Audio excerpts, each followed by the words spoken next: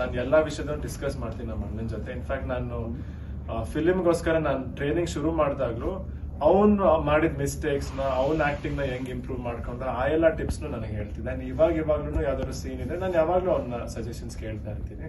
ಅವ್ನ್ ರೆಗ್ಯುಲರ್ ಆಗಿ ಹೇಳ್ತಾನೆ. ಇಲ್ಲಿ ನಿಮ್ಮ ಮಿಸ್ಟೇಕ್ಸ್ ಏನಾದ್ರು ಅನುಭವಕ್ಕೆ ಬಂದಿದೆಯಾ?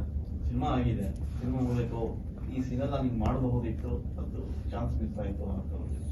ಸರ್ ನಾನ್ ನಿಜವಾಗ್ಲೂ ಅದಕ್ಕೆ ನಾನು ಸಿನಿಮಾನೇ ನೋಡಕ್ ಹೋಗ್ತಿಲ್ಲ. ನೋಡಿದಾಗ ನನ್ಗೆ ಬರೀ ತಪ್ಪೇ ಕಾಣಿಸ್ತಿದ್ದೆ. ಆದ್ರೆ ಎಲ್ಲಾ ಒಂದ್ ಕಡೆ ಏನೋ ಒಂಚೂರು ಬೆಟರ್ ಮಾಡ್ಬೋದು ಅಂತ ಅನ್ಸ್ತೇನೆ ಇರುತ್ತೆ. ಬಟ್ ಕಂಪ್ಲೀಟ್ ಸ್ಯಾಟಿಸ್ಫ್ಯಾಕ್ಷನ್ ಇಂದ ಅಂತೂ ನಾನು ಸಿನಿಮಾ ಮಾಡಿದ್ದೀನಿ. ಪ್ರತಿಯೊಂದು ಸೀನ್ಗೂ ನಾನು ಫುಲ್ ಎಫರ್ಟ್ ಹಾಕಿಲ್ಲ. ಆಕ್ಟಿಂಗ್ ಅಂತ ಬಂದ್ರೆ ಇಡೀ ಚಿತ್ರರಂಗಕ್ಕೆ ರಾಜ್ಕುಮಾರ್ ಅದು ದೊಡ್ಡ ಲೆಜೆಂಡ್ರಿ.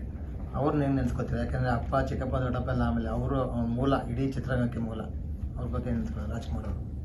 ಸರ್ ಅವ್ರ ಬಗ್ಗೆ ಏನ್ ಹೇಳಿ ಸರ್ ಅಂದ್ರೆ ಖಂಡಿತವಾಗ್ಲೂ ಲೈಕ್ ಆಕ್ಟಿಂಗ್ ಆಗ್ಲಿ ಸುಮಾರು ಸತಿನು ನಾವು ಆಫೀಸಲ್ಲೆಲ್ಲ ಕೂತ್ಕೊಂಡಿದ್ದಾಗ ನಮ್ ತಾತನ ಸಿನಿಮಾಗಳು, ನಮ್ ದೊಡ್ಡ ಅಂಡ್ ಪ್ರತಿಯೊಬ್ರು ಸಿನಿಮಾಗಳು ಬೇರೆ ಬೇರೆ. ಯಾಕಂದ್ರೆ ನಮ್ ಸಿನಿಮಾಗೆ ಯಾವ ಸೀನ್ ಏನಾದ್ರು ಹೋಲಿತ್ತಂದ್ರೆ ಆ ಸೀನ್ಸ್ ನ ನೋಡಿ ಅದರಿಂದ ಏನಾದ್ರು ಟೇಕ್ ಅವೇಸ್, ಅವ್ರು ಹೆಂಗ್ ಇಮೋಷನ್ ಕೊಟ್ರು.